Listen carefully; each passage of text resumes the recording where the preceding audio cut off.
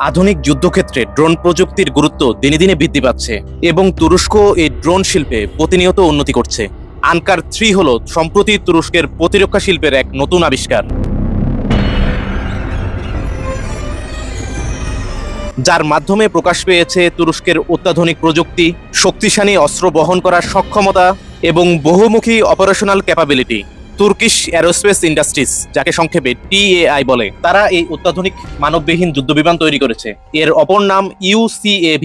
এর মাধ্যমে একাধারে নজরদারি, গোয়েন্দা তথ্য সংগ্রহ, এয়ার স্ট্রাইক, পাশাপাশি এটি গ্রাউন্ড স্ট্রাইকও করতে পারে।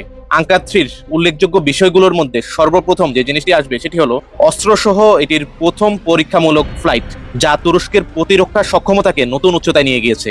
উন্নত সেন্সর, স্টিলথ প্রযুক্তি এবং দীর্ঘ সময় আকাশে ওড়ার সক্ষমতা, এর মাধ্যমে এটি খুব সহজে রাডারকে ফাঁকি দিতে পারে এবং কৌশলগত আক্রমণের ক্ষেত্রে গুরুত্বপূর্ণ ভূমিকা রাখতে পারে।